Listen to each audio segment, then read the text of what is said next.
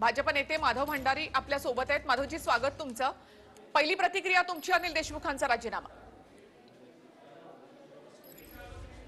हा अपेक्षितच होता।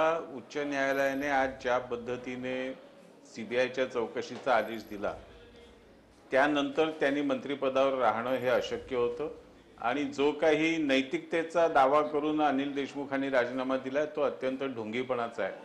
नैतिकतेचा मुद्दा जर त्यांच्या मनामध्ये खरोखर असता तर ज्या वेळेला परमबीर सिंगने आरोप केले त्याच वेळेला त्यांनी राजीनामा देऊन चौकशीला सामोरं जायची तयारी दाखवायला हवी होती, पण ती त्यांनी दाखवली नाही।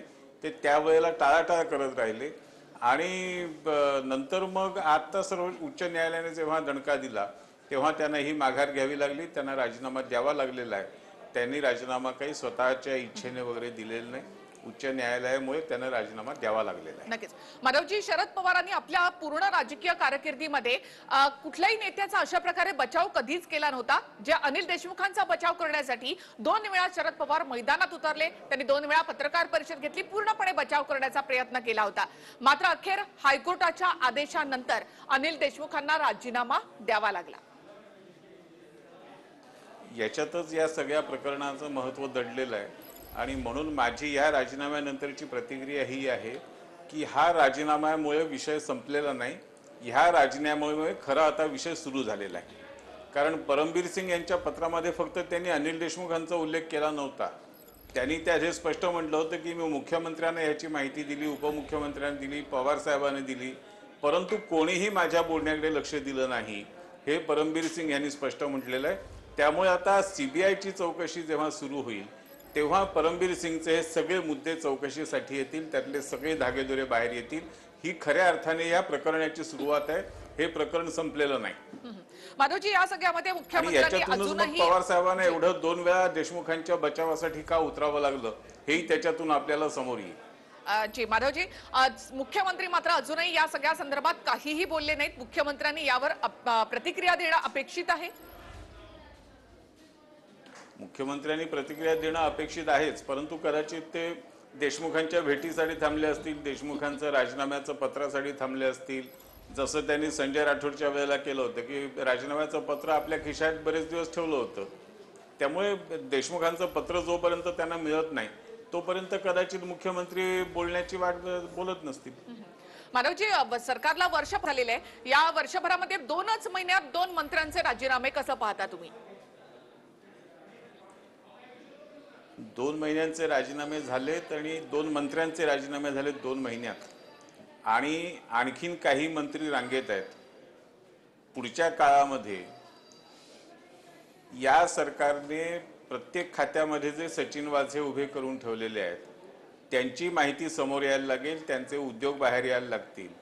आता गृह खात्यामधल्या सचिन वाझेंचा विषय हा हिमनगाचा एक टोक आहे। जेव्हा हे सगळे वेगवेगळे तपशील बाहेर यायला लागतील तेव्हा या सरकारच्या प्रत्यक्ष कार्यपद्धतीचं खरं रूप हे जनतेच्या समोर येईल। जी माधवजी, एक दुसरा महत्त्वाचा प्रश्न की अनेक आता इतर नेते जे आहेत भाजपचे ते जे आरोप लावू लागलेले आहेत, एकूण असं वाटतं की एका चौकशी आता सुरुवात होईल, 15 दिवस आहेत सीबीआय कडे, बात दूर तक जाएगी अब निकली है तो असं वाटतं? बात दूर तक जाएगी यात तर काहीच शंका नाही,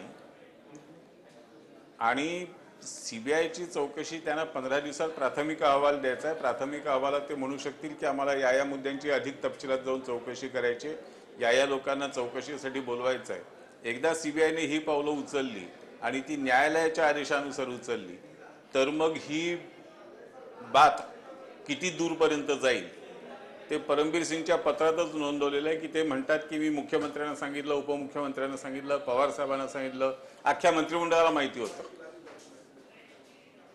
जी, त्यामुळे एवढे टप्पे त्याला आहेत। जी माधवजी, मगाशी काही काँग्रेसच्या नेत्यांशी बोलत असताना काँग्रेसचे नेते एक प्रकारे पाठराखण करत होते, असं असताना काँग्रेसची देखील फरफट होते या सगळ्यामध्ये, म्हणजे तिन्ही पक्ष जे आहेत आपण बघतोय ज्या प्रकारे पाठराखण झालेली आहे ते बघून एकूण नेमकं काय वाटतं? काँग्रेसचे नेते पाठराखण करत होते याच्यामध्ये काहीच आश्चर्यकारक नाही, कारण आता तर्कशास्त्रानुसार बघायला गेलं तर शिवसेनेच्या एका मंत्र्याला राजीनामा द्यावा लागला, राष्ट्रवादीच्या एका मंत्र्याला द्यावा लागला, आता वेळ काँग्रेसची येईल, कारण त्या आघाडीमधले ते हे आहे, समजूत आहे, म्हणजे काय म्हणतात त्याला, अंडरस्टँडिंग आहे। जी. सगळ्यांनी सारखं वागायचं, सगळ्यांनी सारखं वागायचं, सगळ्यांनी सारख्या गोष्टी करायच्या. त्यामुळे जर एकेका पक्षाचे एकेका मंत्र्याचे राजीनामे झाले तर काँग्रेसला आता कोणाचा तरी घ्यावा लागेल. मग आता सूचक आणि सूचक तो वक्तव्य करता माधवजी की काँग्रेसला पुढचा त्याची नंबर भीती काँग्रेसचा असेल. असल्यामुळे. काय म्हटलं? सूचक वक्तव्य करताय का असं की पुढचा नंबर आता काँग्रेसचा असणार आहे म्हणून? हा दिसतंय, असं शक्यता तीच आहे.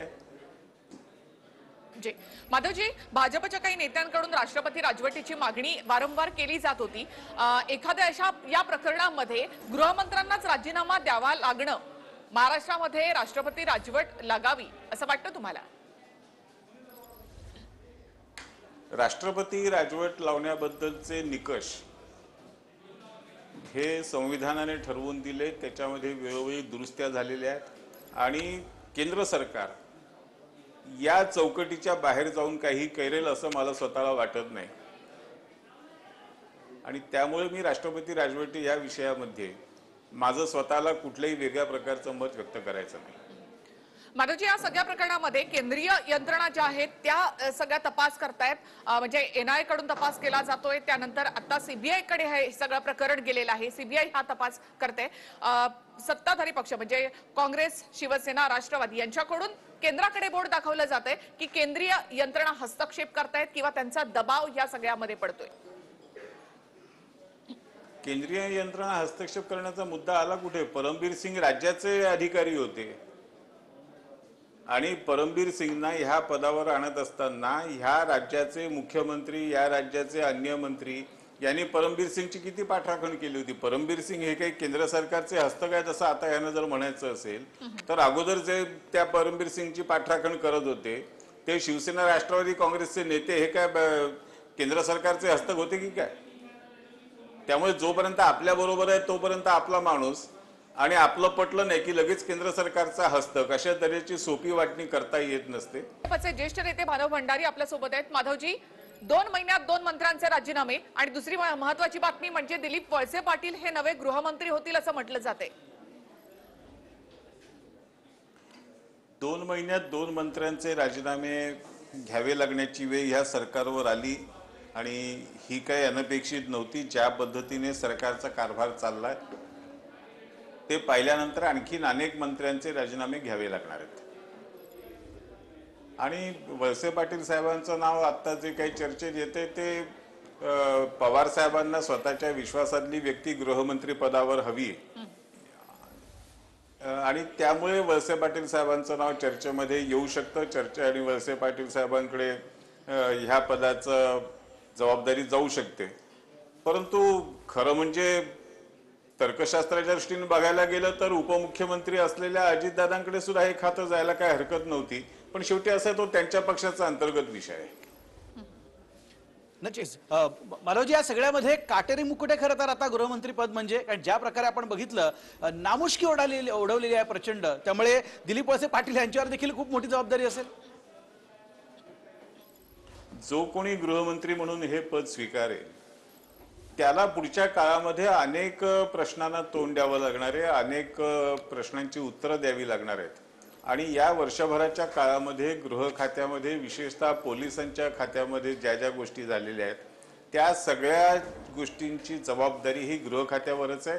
त्याची उत्तरं त्याने द्यावी लागणार आहेत. माधवजी, महाविकास आघाडी सरकारमध्ये 3 पक्षांमध्येच मतभेद आहेत असं तुम्हाला वाटतं का? ही सगळी प्रकरणं पाहिल्यानंतर आणि वेगवेगळी भूमिका 3ही पक्षांची पाहिल्यानंतर महाविकास आघाडीमध्ये काहीच आलबेल नाही असं वाटतं का? बघा, ही महाविकास आघाडी जी काही आहे हे एक सोयीचं लग्न आहे. त्याच्यामध्ये कुठल्याही वैचारिक मुद्द्यांचा आधार नाही. फक्त सत्तेसाठी एकत्र राहणं हा मुद्दा आहे. आणि तिन्ही पक्षांची सत्ता ही एकमेव गरज असल्यामुळे आणि सत्तेबरोबर येणारे फायदे जे आपण राठोड प्रकरणात बघितले, अनिल देशमुख प्रकरणात बघितले, ते सगळे फायदे सत्तेबरोबर येतात. ते पाहिजे, त्याच्यासाठी सत्ता राखली पाहिजे हा त्यातला आग्रहाचा भाग आहे. आणि त्यामुळे बाकी कुठल्या विषयांमध्ये मतभेद होण्याचा प्रश्न यांच्याकडे नाही येईल असं मला वाटत नाही. इथे काही विकास कामांचं धोरण ठरवण्याचा मुद्दा नाही, इथे राज्याच्या प्रगतीचं धोरण ठरवण्याचा मुद्दा नाही. जे काही आहे मतभेद झालेच तर ते व्यवहारातल्या गोष्टींबद्दल होत असतील. जी माधवजी, यात सातत्यानं आपण बघितलं महाविकास आघाडीतले अनेक नेते बोलत आलेले आहेत आणि भाजपवरती आरोप करतायत की सरकार कसं पडेल यासाठी प्रयत्न सुरू आहेत, महाविकास आघाडीला सुरुंग कसा लागता येईल यासाठी भाजप सतत कार्यरत असल्याचे आरोप होत आहेत. आता पुन्हा एकदा हे आरोप लावले जातील? असल्या आरोप लावण्याला काही अर्थ नाही. स्वतःचं घर स्वतःला सांभाळता येत नसेल तर त्याचा ठपका दुसऱ्यावरती ठेवण्याचं काही कारण नाही. तुम्ही सत्ता स्थापन केली, तुम्ही सत्तेवर आलात, आता सत्ता राबवा, लोकांचे प्रश्न सोडवा, करोना बाधितांना मदत करा, करोनाच्या औषधांचा काळा बाजार चाललाय तो थांबवा, राज्यामधले उद्योगधंदे बंद पडतायत ते चालू राहतील ह्याची काळजी घ्या, राज्यामधल्या वीज वापरण्याच्या बाबतीतल्या ज्या अडचणी आहेत त्या दूर करा. पण यातल्या कुठल्याही जनतेच्या जिव्हाळ्याच्या प्रश्नांबद्दल हे सरकार किंवा या सरकारमधले नेते कोणी बोलत नाहीत. हे फक्त आणि फक्त त्यांच्या स्वतःच्या विषयांची चिंता करतात आणि त्याच्यावरती आम्ही टीका केली की आम्ही सरकार अस्थिर करायला निघालोत असं त्याच्यावरती आरडाओरडा करतात. या आरडाओरड्याला काही अर्थ नाही. आम्हाला यांचं सरकार अस्थिर करण्याची काय गरज आहे? हे जे करतायत त्याच्यामुळे जनतेमध्ये प्रतिक्रिया काय येते हे एकदा बघा, म्हणजे आम्हाला त्याची काय गरज नाही हे आपल्या लक्षात येईल. माधवजी, या सगळ्यावर संजय राऊतांची एक प्रतिक्रिया आली आहे. आधी ते गृहमंत्र्यांना असं म्हणाले होते की अपघातानं झालेले गृहमंत्री म्हणजे अनिल देशमुख. त्यानंतर आता त्यांनी प्रतिक्रिया दिली आहे की देशातील कोणतीही तपास यंत्रणा परमेश्वराचा अवतार नाही. संजय राऊतांची प्रतिक्रिया आहे. काही जण स्वतःला परमेश्वराचे अंश अवतार मानतात, त्याच्यावरती काय प्रतिक्रिया आहे? माधवजी, या सगळ्यामध्ये महाविकास आघाडीतल्या तिन्ही पक्षातली तुतुमैमे वाढत जाईल असं एकूणच वाटतंय का? कारण मधल्या काळात एक बातमी आली होती की सोनिया गांधी यांनी अहवाल मागवलेला आहे. सचिन वाझे प्रकरणात नेमकं काय झालं या सगळ्या? माधवजी, महाविकास आघाडीमध्ये आता या खात्यांची देखील अदलाबदल होते. दिलीप वळसे पाटलांकडची खाती अजित पवारांकडे जातील आणि दिलीप वळसे पाटील यांच्याकडे गृहमंत्री पद दिलं जाईल. कसं पाहता तुम्ही याकडे? असं आहे की गृहमंत्री पद गृह खातं हे राष्ट्रवादी काँग्रेसकडे आहे आणि त्या खात्याचा मंत्री हा पवार साहेबांना स्वतःच्या विश्वासातला पाहिजे हे स्पष्ट आहे लोक, आणि त्याच्यामध्ये काही कुणाला गैर वाटण्याचं कारण नाही. परंतु असा आपल्या विश्वासातला मंत्री आपण गृहमंत्री म्हणून देणार असं म्हणत असताना दिलीप वळसे पाटील साहेबांना प्राधान्य दिलं जातं, अजितदादांना दिलं जात नाही. ह्याच्यामध्ये कुणी काही अर्थ शोधू नये असं मला वाटतं. मात्र आणखी काही राष्ट्रवादीमध्ये देखील खांदेपालट होतील असं तुम्हाला वाटतं का? कदाचित मंत्रिमंडळामध्ये खडसेंची एक मंत्री कमी, म्हणजे एक व्यक्ती कमी झाली, त्यामुळे कदाचित एक व्यक्ती त्यांना मंत्रिमंडळात घेण्याची संधी आहे, घेऊ शकतात. बरं माधवजी, या सगळ्यातनं महाराष्ट्राला काय संदेश गेलेला आहे? ज्या प्रकारे आपण बघितलं 2 महिन्यात 2 मंत्र्यांना आता राजीनामा द्यावा लागलेला आहे. आजचा राजीनामा हा देखील कोर्टानं सीबीआय कडे चौकशी दिल्यानंतरचा हा राजीनामा आहे. काय संदेश गेला महाराष्ट्रात वाटतं? आजच्या राजीनाम्याने महाराष्ट्रातल्या तळागाळातल्या माणसापर्यंत एकच संदेश गेलाय की महिन्याला 100 कोटी जमा करण्याची जबाबदारी एका खात्यातल्या एका